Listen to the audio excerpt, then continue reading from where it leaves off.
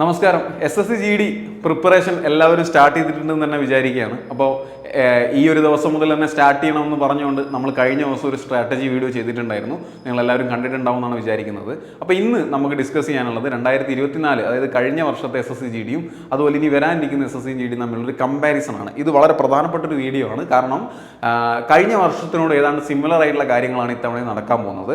അപ്പോൾ അതിൽ നമ്മൾ കുറച്ച് കമ്പാരിസൺ, കുറച്ച് പ്രധാനപ്പെട്ട പോയിന്റുകൾ പറയാനുണ്ട്. നിങ്ങളൊരു പ്രിപ്പറേഷൻ സ്റ്റാർട്ട് ചെയ്യുന്ന സമയത്ത് ഇത്തരം കാര്യങ്ങൾ നിങ്ങളെ മനസ്സിലുണ്ടാവുന്നത് നിങ്ങൾക്ക് കുറച്ചും കൂടെ കോൺഫിഡൻസ് തരുന്ന ഒരു കാര്യമായതുകൊണ്ട് തന്നെയാണ് ഇത്തരത്തിലുള്ള വീഡിയോസ് ചെയ്യുന്നത്. അപ്പോൾ വീഡിയോ മുഴുവനായിട്ട് കാണുക. നിങ്ങൾക്ക് തീർച്ചയായിട്ടും ഒരു മോട്ടിവേഷൻ തരുന്ന ഒരു ഫാക്ടർ ഇതിനകത്ത് ഉണ്ടാവും എന്നുള്ളത് ഉറപ്പാണ്. ഓക്കെ, അതിൽ ആദ്യം തന്നെ നമുക്ക് ഒരുപാട് കാര്യങ്ങൾ പറയാനുള്ള കൂട്ടത്തിൽ തന്നെ നമ്മൾ കട്ട് ഓഫിനെ പറ്റി പറയുന്നുണ്ട്, അതുപോലെ തന്നെ വേക്കൻസികളെ പറ്റി പറയുന്നുണ്ട്, എത്ര ആളുകൾ അപ്ലൈ ചെയ്തിട്ടുണ്ട്, ഈ തുടങ്ങിയ കാര്യങ്ങളൊക്കെ നമുക്ക് ഡിസ്കസ് ചെയ്യാനുണ്ട്. അപ്പോൾ അതിൽ നിങ്ങൾ തംബ്നെയിലൊക്കെ കണ്ട പോലെ തന്നെ 2024 അല്ലെങ്കിൽ 2025 SSC GD അത് രണ്ടും തമ്മിലുള്ള വ്യത്യാസം എന്താണ്, അല്ലെങ്കിൽ അത് രണ്ടും തമ്മിലുള്ള ബന്ധം എന്താണ്, പ്രത്യേകതകൾ എന്താണ് എന്നാണ് നമുക്ക് ഡിസ്കസ് ചെയ്യാനുള്ളത്. അതിൽ ആദ്യം തന്നെ എക്സാമിന്റെ പാറ്റേണിനെ പറ്റി ഒന്ന് പറയാനുണ്ട്. കഴിഞ്ഞ തവണത്തെ എക്സാമിന്റെ പാറ്റേൺ എന്ത് തന്നെയാണോ അതേ പാറ്റേൺ തന്നെയാണ് ഈ തവണയും നമുക്ക് എന്തുള്ളത് എക്സാമിനുള്ളത്. അതായത് 4 സബ്ജക്റ്റ് ഉണ്ട്, 80 മാർക്ക് ഉണ്ട്, 60 മിനിറ്റ് ഉണ്ട്. ഇതൊക്കെയാണ് 80 ക്വസ്റ്റ്യൻ ഉണ്ട്, 60 മിനിറ്റ് ഉണ്ട്. ഇതൊക്കെ തന്നെയാണ് നമ്മൾ എക്സാം പാറ്റേൺ. അപ്പോൾ എക്സാം പാറ്റേണിന് ഇത്തവണ യാതൊരു വിധത്തിലുള്ള മാറ്റവും ഇല്ല. കഴിഞ്ഞ തവണത്തെ എക്സാം എന്താണോ അത് തന്നെ നമുക്ക് ഇത്തവണയും പ്രതീക്ഷിക്കാം. ഓക്കെ, അപ്പോൾ ടഫ്നെസ് ലെവൽ മാറില്ലേ? അത് നമുക്ക് പ്രഡിക്റ്റബിൾ അല്ല. അത് SSCയുടെ തീരുമാനമാണ്, അല്ലെങ്കിൽ എക്സാം നടത്തുന്ന TCSന്റെ തീരുമാനമാണ് ഏത് ലെവലിലേക്ക് എക്സാം നടത്തണം എന്നുള്ളത്. പക്ഷേ ഇവിടെ പാറ്റേണിലൊന്നും യാതൊരു ചേഞ്ചസും ഇല്ല. കഴിഞ്ഞ വർഷം അതിന്റെ മുന്നത്തെ വർഷം നടന്ന പോലെയൊക്കെ തന്നെയാണെന്ന് പറയുന്ന സമയത്ത് നമുക്ക് എന്ത് മനസ്സിലാക്കാൻ പറ്റും? പ്രീവിയസ് ഇയർ ക്വസ്റ്റ്യൻസ് നമുക്ക് ഉപകാരപ്പെടും. പ്രീവിയസ് ഇയർ ക്വസ്റ്റ്യൻസ് തീർച്ചയായിട്ടും നല്ലപോലെ നമുക്ക് ഉപകാരപ്പെടും. അതിനെ ബേസ് ചെയ്തായിരിക്കണം നമ്മളെ പ്രിപ്പറേഷൻ മുന്നോട്ട് പോകുന്നത്. അതെങ്ങനെയൊക്കെ ആയിരിക്കും എന്നുള്ളത് കഴിഞ്ഞ സ്ട്രാറ്റജി വീഡിയോയിൽ ഞാൻ പറഞ്ഞിട്ടുണ്ട്. ഈ ചാനലിൽ തന്നെ ലൈവ് സെക്ഷനിൽ അത് കിടക്കുന്നുണ്ട്. അപ്പോൾ നിങ്ങൾക്ക് പോയിട്ട് അതൊന്ന് കണ്ടു നോക്കാം. Okay, ready. കാണാത്ത ആളുകളാണെങ്കിൽ പോയി കണ്ടു നോക്കുക. കണ്ട ആളുകൾ വീണ്ടും കണ്ട് സമയം കളയേണ്ട കാര്യമൊന്നുമില്ല. ക്ലാസ് ഒന്നും ആയിരുന്നില്ല. എങ്ങനെയാണ് നിങ്ങളെ ടൈം ടേബിൾ വേണ്ടത് തുടങ്ങിയ കാര്യങ്ങളൊക്കെ പറഞ്ഞത്. അപ്പോൾ അതൊന്ന് കണ്ടു നോക്കുക. റെഡി. അപ്പോൾ എക്സാം പാറ്റേണിനെ പറ്റി അത്രയേ ഉള്ളൂ. 2 വർഷവും എക്സാം പാറ്റേൺ സെയിം ആണ്. അവിടെ കൂടുതലായിട്ട് കമ്പാരിസണിന്റെ ആവശ്യം നമുക്ക് വരുന്നില്ല. പക്ഷേ വേക്കൻസിന്റെ കാര്യത്തിൽ നമ്മൾ തീർച്ചയായിട്ടും കമ്പയർ ചെയ്തേ മതിയാവുള്ളൂ.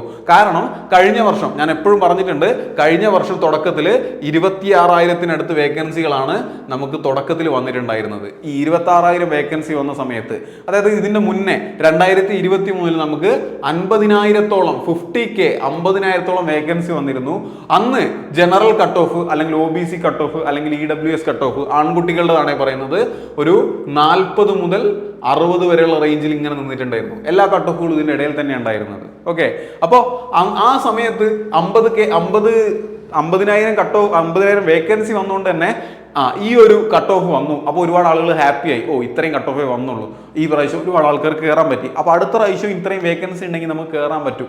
ഒരുപാട് ആളുകൾ അങ്ങനെ പ്രതീക്ഷിച്ചിരുന്നു. പക്ഷേ നോട്ടിഫിക്കേഷൻ വന്നപ്പോൾ 26,000 വേക്കൻസിയേ വന്നുള്ളൂ. അപ്പോൾ തന്നെ ഒരുപാട് ആളുകൾ പിന്നോട്ട് പോയി. കഴിഞ്ഞ വർഷത്തെ അത്രയും വേക്കൻസി ഇല്ല. എന്തായാലും ഈ വർഷം കട്ട് ഓഫ് ഡബിൾ ആയിരിക്കും, ഈ വർഷം കട്ട് ഓഫ് 100 ആയിരിക്കും, 150 ആയിരിക്കും എന്നൊക്കെ പറഞ്ഞ് ഒരുപാട് ആളുകൾ എന്ത് ചെയ്തു? സ്കിപ്പ് ചെയ്തു. ഈ തവണ എക്സാം എഴുതണമെന്ന് തീരുമാനിച്ചു. ഇത് ടെൻഡേറ്റീവ് വേക്കൻസി മാത്രമായിരുന്നു. ഈ ടെൻഡേറ്റീവ് വേക്കൻസി എന്ന് പറഞ്ഞാൽ നോട്ടിഫിക്കേഷൻ വരുമ്പോൾ എത്ര വേക്കൻസീസ് റിപ്പോർട്ട് ചെയ്തിട്ടുണ്ടോ അത് മാത്രമാണ് അവിടെ പറഞ്ഞിട്ടുണ്ടായിരുന്നത്. പക്ഷേ അവിടെ എക്സാം ഒക്കെ കഴിഞ്ഞ് റിസൾട്ട് വരുന്നതിന് മുന്നേ ഫൈനൽ വേക്കൻസി വേറൊരെണ്ണം വന്നു. ആ ഫൈനൽ വേക്കൻസി വന്നപ്പോഴേക്കും എത്രയായി? നമ്മുടെ വേക്കൻസി കൂടി ഒരു 46,000 വേക്കൻസി, 46,000-ന് മുകളിലേക്കുള്ള വേക്കൻസി വന്നു എന്ന് പറഞ്ഞാൽ ഇവിടെ ഏകദേശം എന്ത് ചെയ്തു? ഡബിൾ ആവുന്ന രീതിയിലേക്കായി. വേക്കൻസി നേരെ ഇരട്ടിയാവുന്ന ഒരു സിറ്റുവേഷൻ ഉണ്ടായി.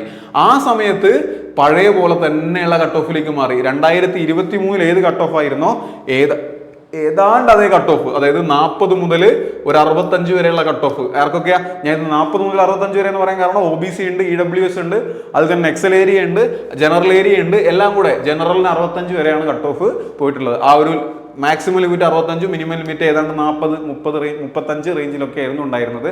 അപ്പോൾ അതേ കട്ട് ഓഫ് തന്നെ ഏതാണ്ട് ഇവിടെ റിപ്പീറ്റ് ചെയ്ത് വന്നു. നമ്മൾ ചാനലിൽ വീഡിയോ ഒക്കെ ചെയ്തിട്ടുണ്ടായിരുന്നു, കട്ട് ഓഫ് സെയിം തന്നെ വരും എന്നൊക്കെ പറഞ്ഞുകൊണ്ട്. ഓക്കെ, അപ്പോൾ ആ കട്ട് ഓഫ് അങ്ങനെ തന്നെ റിപ്പീറ്റ് ചെയ്ത് വന്നു എന്നുള്ളത് പ്രധാനപ്പെട്ട ഒരു കാര്യമായിരുന്നു. അപ്പോൾ നിങ്ങൾ ആലോചിക്കുക, ആദ്യം സ്കിപ്പ് ചെയ്ത ആളുകളുടെ കൂട്ടത്തിൽ നിങ്ങൾ ഉണ്ടായിരുന്നെങ്കിൽ നിങ്ങൾക്ക് അത് വലിയ സങ്കടമായേനെ. അങ്ങനെ ഒരുപാട് ആളുകൾ സങ്കടപ്പെട്ട് പോയിട്ടുണ്ട്. ഇനി ഇത്തവണ എന്താ സംഭവിച്ചത്? ഇത്തവണ ടെൻഡേറ്റീവ് വേക്കൻസി നോട്ടിഫിക്കേഷൻ വന്നപ്പോൾ 39,000 ആണ്. 39,000 അല്ല, കറക്റ്റായിട്ട് പറഞ്ഞാൽ 39,481 വേക്കൻസിയാണ് ഇത്തവണ വന്നിട്ടുള്ളത്. ഓക്കെ, അപ്പോൾ അത് എത്രയാവും? ഫൈനൽ വേക്കൻസി എത്രയാവും? അതൊരു ചോദ്യമാണ്. ഫൈനൽ വേക്കൻസി എന്തായാലും നിങ്ങൾക്ക് എക്സാം നടക്കാൻ ഇനി 6-7 മാസം അല്ലെങ്കിൽ 5 മാസം ബാക്കിയുണ്ട്. ഈ 5 മാസം കൊണ്ട് തീർച്ചയായിട്ടും കൂടുതൽ വേക്കൻസികൾ റിപ്പോർട്ട് ചെയ്യപ്പെടാം എന്ന് തന്നെയാണ് നമ്മൾ കരുതുന്നത്. എല്ലാ തവണയും അങ്ങനെ സംഭവിക്കാറുണ്ട്. അപ്പോൾ വേക്കൻസികൾ കൂടാനുള്ള സാധ്യത വളരെ കൂടുതലാണ്. അപ്പോൾ എന്തായാലും 39,000 അല്ല നമ്മളെ വേക്കൻസി എന്നുള്ളത് നമ്മൾ മനസ്സിൽ ഉറപ്പിച്ചിട്ടുണ്ടാവണം. ഇതൊരു കോൺഫിഡൻസ് കിട്ടാൻ വേണ്ടിയിട്ടാണ്. ഓക്കെ, അപ്പോൾ ചില ആളുകൾക്ക് വേക്കൻസി കൂടിയാലേ പഠിക്കാൻ പറ്റുള്ളൂ. അങ്ങനെയുള്ള ആൾക്കാർ മനസ്സിലാക്കുക വേക്കൻസി കൂടും. ഓക്കെ, ചിലർക്ക് അതൊന്നും വിഷയമല്ല. ഭയങ്കര സ്പോർട്സ്മാൻ സ്പിരിറ്റ് ഉള്ള ആൾക്കാരുണ്ട്. 10,000 വേക്കൻസി ആണെങ്കിലും കുഴപ്പമില്ല, അതിലൊന്ന് എനിക്ക് അർഹതപ്പെട്ടതാണ് എന്ന് ചിന്തിക്കുന്ന ആളുകളുണ്ട്. അവരിതിനെ പറ്റിയൊന്നും ബോധേഡാവണ്ട. നിങ്ങൾ ധൈര്യമായിട്ട് പഠിച്ചോളാം, നിങ്ങൾക്ക് എന്തായാലും ജോലി ഉറപ്പാണ്. ഇനി അതല്ല സാർ 50,000 ഇല്ല അല്ലെങ്കിൽ 1,00,000 ഇല്ല, അപ്പോൾ എനിക്ക് കിട്ടാൻ സാധ്യതയില്ല എന്ന് ചിന്തിക്കുന്ന ആളുകൾ ഇങ്ങനെ മനസ്സിലാക്കുക, വേക്കൻസി എന്തായാലും കൂടും. ഇവിടെ കണ്ടോ, ഇവിടെ ഏകദേശം ഡബിൾ ആയിട്ടുണ്ട്. ഓക്കെ, അപ്പോൾ എങ്ങനെയാണോ റിപ്പോർട്ട് ചെയ്യുന്നത് അതിനനുസരിച്ച് നമ്മൾ കിട്ടിയ റിപ്പോർട്ടുകളൊക്കെ പ്രകാരം നല്ലപോലെ തന്നെ ഇൻക്രീസ് ആവാനുള്ള ഒരു സാധ്യത അവിടെ കാണുന്നുണ്ട്. ഓക്കെ, അതും സാധ്യത തന്നെയാണ്. നമുക്ക് ഉറപ്പിച്ചൊന്നും ഒരിക്കലും ഒരു കൺഫേം ആയിട്ടില്ലാത്ത കാര്യം നമ്മൾ ഉറപ്പിച്ച് പറയുന്നൊന്നുമില്ല. അതുകൊണ്ട് തന്നെയാണ് കൂടാൻ സാധ്യത ഉണ്ട് എന്ന് മാത്രം പറഞ്ഞ് ഞാൻ അവസാനിപ്പിക്കുന്നത്. അപ്പോൾ അവിടെ നിങ്ങൾക്ക് അതിൻ്റെതായ ബെനിഫിറ്റുകൾ ഒരുപാടുണ്ടാവും. നമുക്ക് ഇഷ്ടംപോലെ വേക്കൻസി കിട്ടുമ്പോൾ നിങ്ങൾക്കുള്ള അവസരങ്ങൾ കൂടിക്കൊണ്ടിരിക്കുകയാണ്. നിങ്ങൾക്കറിയാം, കേരളത്തിലും അതുപോലെ തന്നെ ഇന്ത്യയിൽ മൊത്തത്തിലും തൊഴിലില്ലായ്മയൊക്കെ കൂടിക്കൊണ്ടിരിക്കുന്ന സമയത്ത് ഇത്രയും വേക്കൻസി ഒക്കെ വരിക എന്ന് പറഞ്ഞാൽ അതൊരു വലിയ കാര്യമാണ്. നിങ്ങൾ ഏറ്റവും പോസിറ്റീവായിട്ട് തന്നെ കണ്ട് അതിനെ എടുത്തോളാം. ഓക്കെ, അപ്പോൾ വേക്കൻസിനെ സംബന്ധിച്ച് ഒരു കമ്പാരിസൺ മെയിൻ ആയിട്ട് ഇത് തന്നെയാണ്. അപ്പോൾ ഈ ഒരു കാര്യം നിങ്ങൾ മനസ്സിലാക്കുക. ഇത് ഇപ്പോൾ വന്നിട്ടുള്ള ടെൻഡേറ്റീവ് ആണ്, ഇനി കൂടാനുള്ള സാധ്യതയുണ്ട്. ആ കമ്പാരിസൺ മറന്നു പോകാണ്ടിരിക്കുക. കാരണം കഴിഞ്ഞ വർഷം ഇത്രേ വന്നുള്ളൂ ടെൻഡേറ്റീവ്, ഇത്തവണ ടെൻഡേറ്റീവ് തന്നെ വളരെ കൂടുതലാണ്. അത് ഓർത്തു വെച്ചോളാം. റെഡി. ഇനി 2024 അപ്ലിക്കൻസിന്റെ എണ്ണം. അപ്ലിക്കൻസ് എന്ന് പറഞ്ഞാൽ എന്താ? നിങ്ങളിപ്പോൾ അപ്ലൈ ചെയ്തു, അതുപോലെ ഒരുപാട് ആളുകൾ ഇന്ത്യയിൽ മൊത്തത്തിൽ അപ്ലൈ ചെയ്തു. അപ്പൊ ഇന്ത്യയിൽ മൊത്തത്തിൽ അപ്ലൈ ചെയ്ത ആളുകളുടെ എണ്ണം എത്രയാ? 47 lakh കാൻഡിഡേറ്റ്സ്. അതായത് ഇതൊരു പത്രക്കുറിപ്പാണ് കേട്ടോ, പത്രക്കുറിപ്പിന്റെ ഒരു കഷ്ണമാണ്. 47 ലക്ഷം കാൻഡിഡേറ്റ്സ് എന്ത് ചെയ്തു? രജിസ്റ്റർ ചെയ്തിട്ടുണ്ടെന്നാണ് പറഞ്ഞത്. 47 ലക്ഷം, ഏതാണ്ട് 1/2 കോടിയോട് അടുത്ത ആൾക്കാർ. കൃത്യമായിട്ട് പറഞ്ഞാൽ 47.45 47,45,000 ആളുകളാണ് കഴിഞ്ഞ തവണ എക്സാം ഇന്ത്യയിൽ മൊത്തത്തിൽ അറ്റൻഡ് ചെയ്തിട്ടുള്ളത്. എക്സാം അറ്റൻഡ് ചെയ്തല്ല, എക്സാം അപ്ലൈ ചെയ്തത് എല്ലാവരും ഒന്നും അറ്റൻഡ് ചെയ്യില്ല. അപ്പൊ നിങ്ങൾ മനസ്സിലാക്കുക, 46,000 ആയിരുന്നു വേക്കൻസി ഉണ്ടായിരുന്നത് അല്ലെ? 46,000 വേക്കൻസി ഉണ്ടായിരുന്നു. 47 ലക്ഷം ആളുകൾ എന്ത് ചെയ്തു? അത് അപ്ലൈ ചെയ്തു. അപ്ലൈ ചെയ്ത് എല്ലാവരും എഴുതിയിട്ടൊന്നുമില്ല. എന്നാൽ പോലും 1% എഴുതിയതിൽ 1% ആളുകൾക്ക് മാത്രമാണ് ജോലി കിട്ടാൻ വേണ്ടി പോകുന്നത് എന്നുള്ളത് ഇന്ത്യന്റെ കണക്കാണ്. ഇന്ത്യയെ സംബന്ധിച്ച് നോക്കുമ്പോൾ അതാണ് കണക്ക്. പക്ഷേ കേരളത്തിൽ ഭയങ്കര ഡിഫറൻ്റ് ആണ് സിറ്റുവേഷൻ. കേരളത്തിൽ നിങ്ങൾ ചിന്തിക്കുക, ഒരു 10,000 ആളുകൾ എക്സാം എഴുതുന്നുണ്ടെങ്കിൽ അവർക്കുണ്ടായിരുന്ന വേക്കൻസി 1000-ൽ കൂടുതലായിരുന്നു.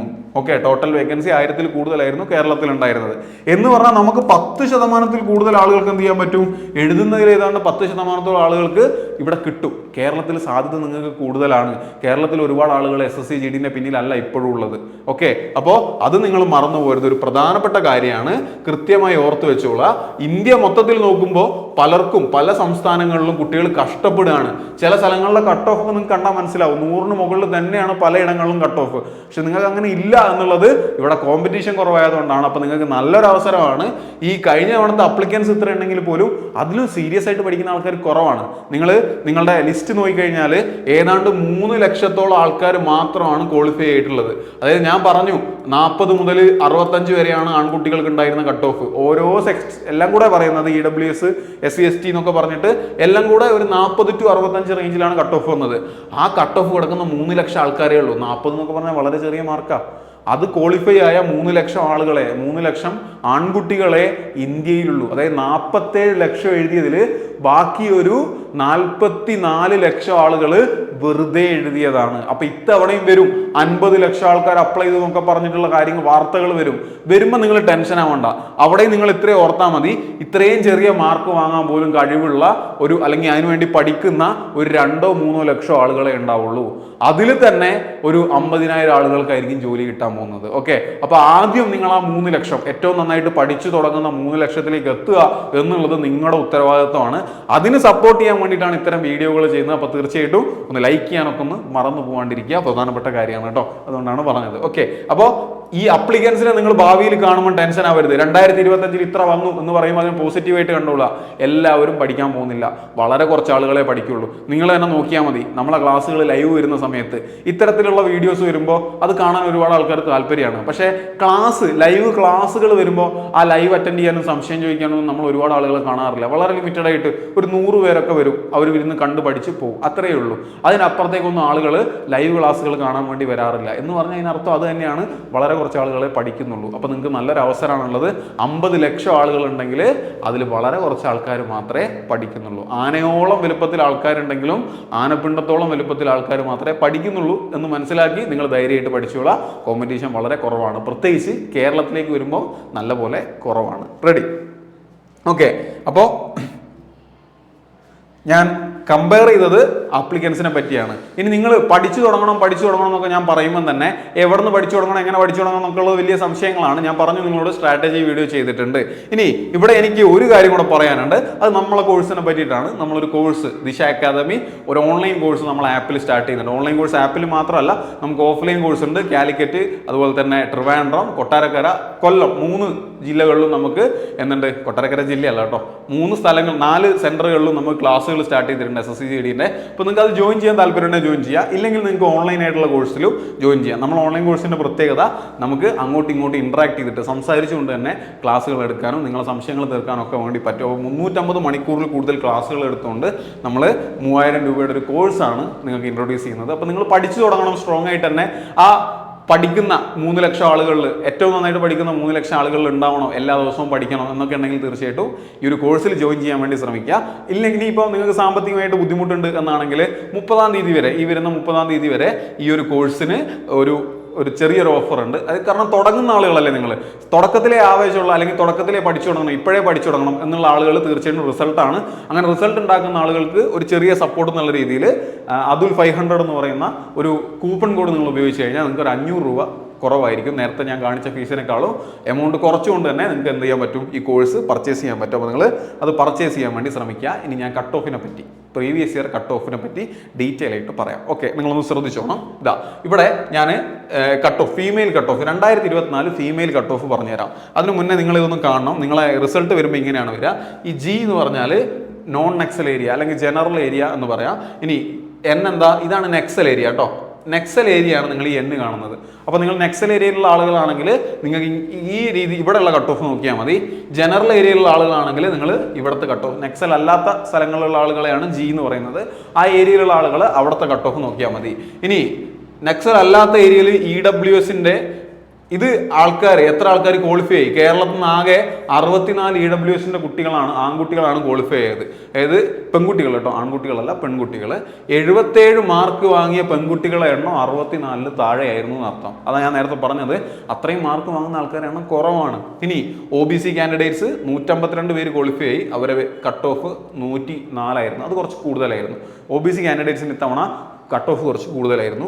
ഇനി SC കാൻഡിഡേറ്റ്സിന്റെ മാർക്ക് 56 ആൾക്കാർ ക്വാളിഫൈ ആയിട്ടുണ്ട്, 80 അവരുടെ മാർക്ക്. അപ്പം നിങ്ങൾക്ക് മാർക്കും ഇവിടെ കാണുന്നതാണ് മാർക്ക് കേട്ടോ, ഇവിടെയാണ് നിങ്ങളുടെ മാർക്ക്. അപ്പം നിങ്ങൾ നോക്കുക, നിങ്ങൾ നെക്സൽ ഏരിയയിലുള്ള ഒരു പെൺകുട്ടിയാണെങ്കിൽ, നിങ്ങൾ UR കാൻഡിഡേറ്റ് ആണെങ്കിൽ നിങ്ങൾക്ക് കഴിഞ്ഞ വർഷം വന്നിട്ടുള്ള കട്ട് ഓഫ് 70 അപ്പോൾ 70 മാർക്ക് വാങ്ങിയാൽ നിങ്ങൾക്ക് ലിസ്റ്റിലേക്ക് കയറാൻ പറ്റും. ഇനി നിങ്ങൾ ജനറൽ ഏരിയയിലുള്ള ഒരു ജനറൽ കാൻഡിഡേറ്റ് ആണെങ്കിൽ നിങ്ങൾക്ക് 102 കട്ട് ഓഫ് വരിക. അപ്പോൾ OBC പെൺകുട്ടികൾക്കായിരുന്നു കഴിഞ്ഞ വർഷം ഏറ്റവും കൂടുതൽ കട്ട് ഓഫ് ഉണ്ടായിരുന്നത്, അത് 104 വരെ പോയിട്ടുണ്ട്. അപ്പോൾ ഇങ്ങനെയാണ് നിങ്ങൾക്ക് ഈ വർഷം നിങ്ങൾ എക്സാം കഴിയുമ്പോൾ നിങ്ങൾക്ക് വരാൻ പോകുന്ന കട്ട് ഓഫ് അല്ലെങ്കിൽ റിസൾട്ട്. ഇങ്ങനെയാണ് നിങ്ങളെ റിസൾട്ട് കാണിക്കുക. അപ്പോൾ അത് നോക്കുന്നതിൽ കൺഫ്യൂഷൻ ഉണ്ടാവരുത്. ഞാൻ വേറെ ടേബിൾ ഉണ്ടാക്കാതെ അത് തന്നെ നിങ്ങൾക്ക് കാണിച്ചു തരാൻ കാരണം PDF ഒക്കെ നോക്കി നിങ്ങൾക്ക് വായിച്ച് സ്വന്തമായിട്ട് മനസ്സിലാക്കാൻ പറ്റണം. ഓക്കെ, അപ്പോൾ ഇങ്ങനെയാണ് കഴിഞ്ഞ വർഷത്തെ പെൺകുട്ടികളുടെ കട്ട് ഓഫ്. ഇനി ആൺകുട്ടികളുടെ കട്ട് ഓഫിലേക്ക് വരാം. ആൺകുട്ടികളുടെ കട്ട് ഓഫ് ശ്രദ്ധിച്ചോ. ആൺകുട്ടികളുടെ കട്ട് ഓഫ് മൊത്തം കേരളമാണ്. ഞാൻ നേരത്തെ കാണിച്ചത് കേരള തന്നെയാണ്. ഇങ്ങനെ കേരള എന്ന് പറഞ്ഞാണ് കാണിക്കുക. അതിൽ തന്നെ ഇത് ഈ NN എഴുതിയിട്ടുള്ളതൊക്കെ നെക്സൽ ഏരിയ ആണ്. നേരത്തെ അതേപോലെ തന്നെ നിങ്ങൾ നോക്കിയാൽ മതി. നെക്സൽ ഏരിയയിലുള്ള UR, അതായത് ജനറൽ കാൻഡിഡേറ്റിന് 48 കട്ട് ഓഫ് മാർക്ക് വന്നത്. വളരെ ചെറിയൊരു കട്ട് ഓഫാണ് വന്നിട്ടുള്ളത്. ഇനി ഇങ്ങോട്ട് നോക്കിക്കഴിഞ്ഞാൽ നെക്സൽ ഏരിയയിലുള്ള scheduled tribe, scheduled caste, OBC, EWS ഒക്കെ ഇവിടെ തന്നിട്ടുണ്ട്. അത് നിങ്ങൾക്ക് OBC ഏറ്റവും കൂടുതൽ ആളുകൾ OBC ഉള്ളതുകൊണ്ട് തന്നെ 1024 ആളുകളെയാണ് OBC സെലക്ട് ചെയ്തത്. 47 മാർക്കാണ് അവരുടെ മാർക്ക്. അതായത് 47 മാർക്ക് വാങ്ങി 1024 OBC സ്റ്റുഡൻസേ കേരളത്തിലുള്ളൂ എന്നർത്ഥം. അപ്പം അത്രയും കുറവാണ് കോമ്പറ്റീഷൻ. 1000 ആളുകൾ വരെ 47 മാർക്ക് വാങ്ങുന്നുള്ളൂ. നിങ്ങൾക്ക് 47 മാർക്ക് വാങ്ങാൻ എന്താണ് ബുദ്ധിമുട്ടുള്ളത്? റീസണിംഗ് ഒക്കെ വളരെ എളുപ്പമായിട്ട് വാങ്ങിക്കാൻ പറ്റില്ലേ? അപ്പോൾ നമുക്ക് പറ്റും. കോമ്പറ്റീഷൻ കുറവാണ്, പറ്റും. ശ്രമിച്ചാൽ പറ്റും. ഇപ്പോഴേ തുടങ്ങിയാൽ പറ്റും. എക്സാമിൻ്റെ 1 മാസം മുന്നേ ഇനി പഠിച്ചു കളയാമെന്ന് വിചാരിക്കുമ്പോഴാണ് നിങ്ങൾക്ക് ഇതിലേക്ക് കയറാൻ പറ്റാണ്ടായി പോവുക. അതുകൊണ്ട് ഇപ്പോഴേ തുടങ്ങാൻ വേണ്ടി ശ്രമിക്കുക. അതിനുള്ള സപ്പോർട്ടാണ് തീർച്ചയായിട്ടും ദിശ അക്കാദമി തരും എന്ന് നിങ്ങൾക്ക് പറഞ്ഞിട്ടുള്ളത്. ഇനി നിങ്ങൾ ജനറൽ ഏരിയയിലുള്ള ജനറൽ സ്റ്റുഡൻസിൻ്റെ കാര്യം നോക്കാം. ഇതാണ് നിങ്ങൾക്ക് ഏറ്റവും കൂടുതൽ ഇവിടെ കാണാൻ പറ്റുക. UR സ്റ്റുഡൻസ്, അതായത് റിസർവേഷൻ ഇല്ലാത്ത സ്റ്റുഡൻസ്, ജനറൽ ഏരിയയിലുള്ള സ്റ്റുഡൻസ്, നെക്സൽ അല്ലാത്ത സ്റ്റുഡൻസ്, അവരെ കട്ട് ഓഫ് വന്നിട്ടുള്ളത് 66 ആണ്. ഇതാണ് ഇവിടെ ഏറ്റവും കൂടുതൽ വന്ന കട്ട് ഓഫ് 66.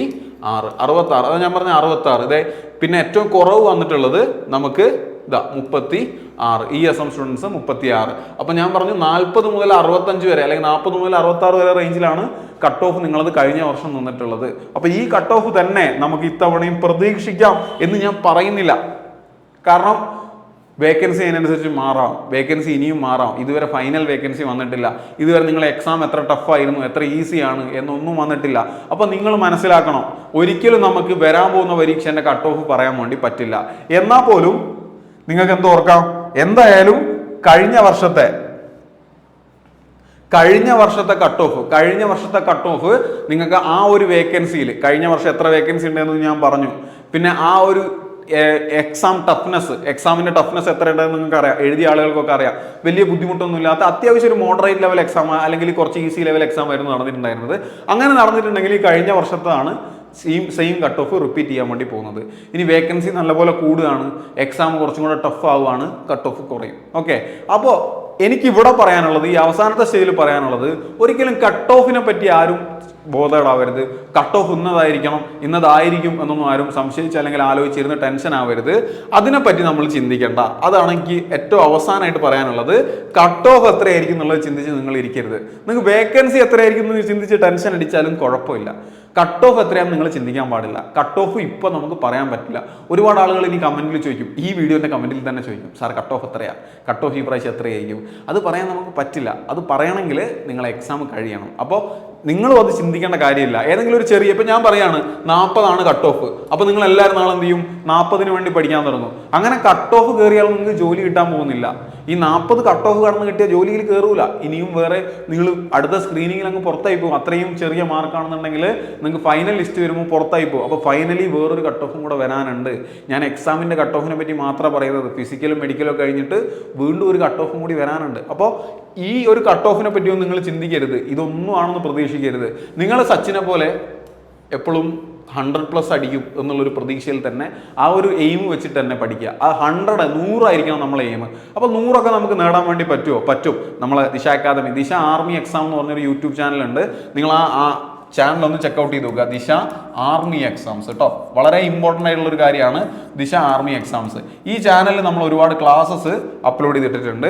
അപ്പോൾ നിങ്ങൾക്ക് ആ ക്ലാസ്സുകൾ കണ്ടിട്ട് ഫോളോ ചെയ്യാൻ പറ്റുന്നുണ്ടോ എന്ന് നോക്കുക. ആ ക്ലാസ്സുകൾ സ്ഥിരമായിട്ട് ഫോളോ ചെയ്യും.